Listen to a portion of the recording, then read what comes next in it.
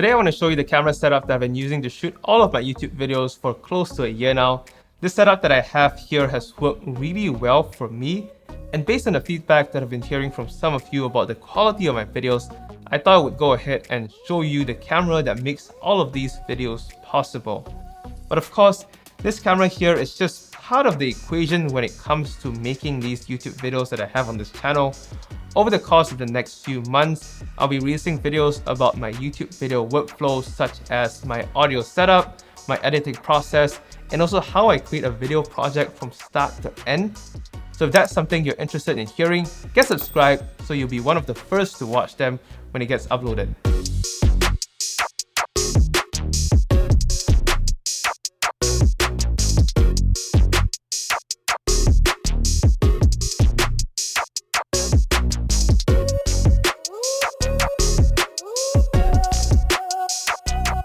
Alright, back to my camera setup here. This camera is the Panasonic Lumix G9. This camera is marketed as a photography-focused camera, but it does have a lot of video-centric features like 10-bit video and variable frame rate recording, similar to the ones found on the Panasonic GH5.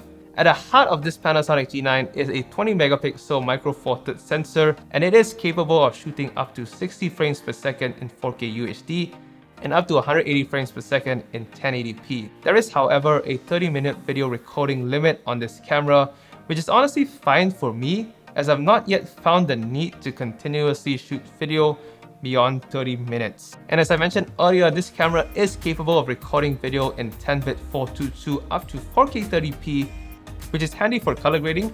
But for nearly all of the videos that I've shot so far, I've only recorded it in 8-bit 420. However, I am looking to begin shooting in 10-bit 422 with this camera, as I want to improve my color grading skills and also familiarize myself with shooting in a log profile such as Vlog-L on this Panasonic G9. Furthermore, this camera also features video assist tools like zebras, focus peaking, waveforms, and LUT support. But I don't really use them these days because I started using an external monitor which has all of those video assist functions and much more, but more on that in a bit. In terms of handling for this camera, as you can see, I'm not using any sort of cage for this camera, mainly because the ergonomics of this grip are really good. The only form of support that I have here is this baseplate from NiceyRig that helps me balance the camera setup more evenly on my Manfrotto fluid head, as it allows me to put the Manfrotto quick release plate slightly forward, since this Sigma lens here does tend to make this setup quite a bit front heavy. This grip here is nice and chunky, and that paired with the plethora of customizable buttons throughout this camera body means that I can control all of the functions that I need to with the click of a button. That's one less thing for me to fumble around or try to figure out when I'm trying to shoot a video or trying to shoot B-roll in particular. And those buttons are not the only handy feature that is available on this camera for video. This top panel here is also something that I commonly use, since I'm usually holding the camera like this because I do my framing with my external monitor. The top panel lets me easily see my camera settings from the top-down view. But as much as I love this camera, there is one thing that I wish that was better, and that is the autofocus performance. With adapted lenses like this Sigma EF mount lens, the continuous autofocus is completely unusable. But even with native micro four thirds lenses like this Olympus 12-40mm f2.8 Pro lens, the video autofocus does tend to sometimes hunt, so I exclusively use manual focus on this camera when recording video. But you might be thinking now, since that I'm producing these YouTube videos all by myself, and most of the time I'm actually sitting in front of the camera where I don't necessarily have access to the viewfinder, how do I ensure that the camera is properly focused when I have it set to manual focus?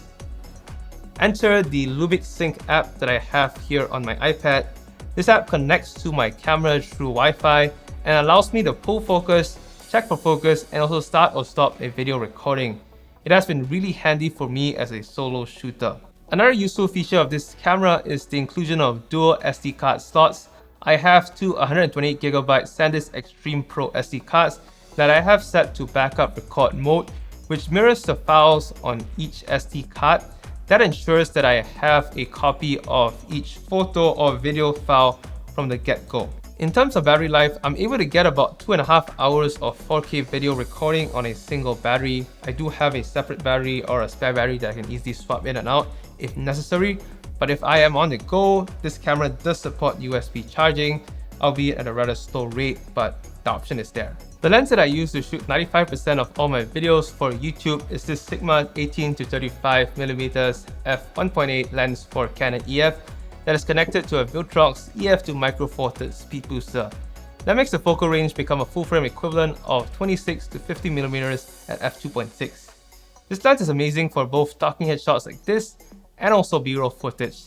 And as mentioned earlier, I don't use continuous autofocus on this lens, mainly because the autofocus system on the Panasonic G9 is not reliable at all, and the focusing motor on this lens can get pretty annoying, especially when the camera is trying to hunt for focus. But yeah, I mainly use this with touch to focus, and for B-roll in particular, I tend to manually pull focus with the focus ring. In front of the lens, I have this screw-on adapter that I use to attach my teleprompter. Yes, I do read off a teleprompter for most of my YouTube videos, and I explain why in an upcoming video. Last piece of gear in this camera setup is this Portkeys P6 monitor that I have sitting on this triple cold shoe mount and a small rig ball head.